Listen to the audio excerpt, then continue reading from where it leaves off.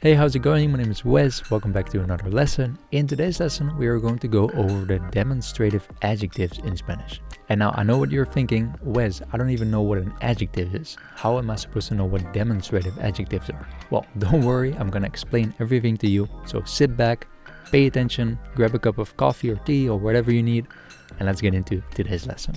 Alright, so let's dive right into today's lesson. So first of all, what even are demonstrative adjectives? So demonstrative adjectives are words that describe a noun. In English, the demonstrative adjectives are this, that, these, and those. So as always, I like to explain myself a bit better with some examples. So in this example, which is this cat is pretty, we have the demonstrative adjective this. So in this example, the word this describes the cat. So this cat.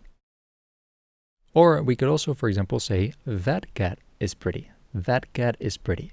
So this cat or that cat. And the difference, of course, is that when I say this cat, I mean a cat that's right next to me or very close to me. And when I say that cat, I'm referring to a cat that's a bit further away. So this cat, that cat. And then if we turn it into plural, we say these cats. So these cats around me, or those cats. So those cats over there. So in English, we have this, that, these, and those. So those are the demonstrative adjectives, as we call them. Now in Spanish, just like in English, of course, we also have the demonstrative adjectives. However, in Spanish, we have a couple more than the 4 we have in English. So the demonstrative adjectives in Spanish are este or esta, depending on if you're talking about masculine or feminine.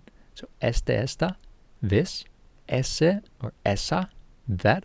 And then we actually have another demonstrative adjective to say that, which is aquel or aquella. So those are the 3 different demonstrative adjectives we have. And then of course we also have the plural forms of them. So estos, estas, these, esos, esas, those, or aquellos, aquellas, which also means those. And of course I'm going to explain to you what the difference between ese, esa, and aquel, aquella is. So in today's lesson, I want to go over all of these individually and explain to you what the differences are and how they are being used so that you can add them to your vocabulary and start using these in a correct way. Alright, so without further ado, let's get into the first demonstrative adjective, which is this. So for example, this cat, which in Spanish is este or esta. Este. Esta. And as I explained, we have 2 different endings. So we have este and esta. And of course, which one we use depends on if the noun we are talking about is either masculine or feminine. So for example, in this sentence, Este gato es bonito. Este gato es bonito. we talk about this cat, which is pretty. So this cat is pretty. We talk about el gato, which is a masculine noun. Gato is masculine. So we use este. Este gato es bonito. This cat is pretty. Este gato es bonito. And then, of course, when we change from a masculine to a feminine noun, so we change from gato to paloma, and paloma means pigeon in Spanish, then we change from este to esta. And as you can see, we also change from bonito to bonita, because we're now talking about la paloma, the pigeon. Esta paloma es bonita. Esta paloma es bonita. This pigeon is pretty. So este or esta in English is this. And it's the first demonstrative adjective that we learn. Este, esta. This. Alright, and then of course we also had that in English. So that as a demonstrative adjective in Spanish is either ese or esa. Ese. Esa. So pretty much it's very similar to este and esta. However, we get rid of the t's, so ese or esa. So instead of saying this cat is pretty, we can also say that cat is pretty. So ese gato es bonito. Ese gato es bonito. Ese gato es bonito. Or instead of saying this pigeon is pretty, we can also say that pigeon is pretty. So esa paloma es bonita. Esa paloma es bonita. Esa paloma es bonita. So ese, esa, that. Alright, so let's then move on to the third demonstrative adjective, which actually also translates to that in English, which is aquel or aquella. aquel, aquella. So in Spanish, there are two demonstrative adjectives which describe the word for that in English. We have ese, esa, or aquel, aquella. Now the difference between these two is that we use ese or esa for things that are a bit further away from us, and we use aquel or aquella for things that are very far away from us. So for example, when we say aquel coche es bonito, in English this translates to that car is pretty. So we could also say ese coche es bonito. The difference is that if you say ese coche, you mean a car that is still relatively close to you, but not right next to you. And when you say aquel coche, you mean a car that you see in the distance. And another great example of this would be if you would want to say, for example, that mountain is pretty. So that mountain in the distance is pretty. Aquella montaña es bonita. Aquella montaña es bonita. So aquel or aquella is being used for something that is far away, and ese or esa is being used for something that's more close to us. And I made this illustration which hopefully explains it a bit better. I'm not a designer, so it doesn't look amazing, but I hope that this shows what I'm trying to explain. Hey, what's up? It's Wes from the future. I'm sorry to interrupt this video. I just wanted to let you know that I also have a Patreon where you can get early access to the next video lessons. All you have to do is to click on the link in the description, which will take you to my Patreon page where you can sign up for early access to the next lessons. Because here on YouTube, I only upload one new video every week. So if you don't want to wait for a new lesson to appear and you already want to watch all of the new lessons, then you can do so by going to my Patreon.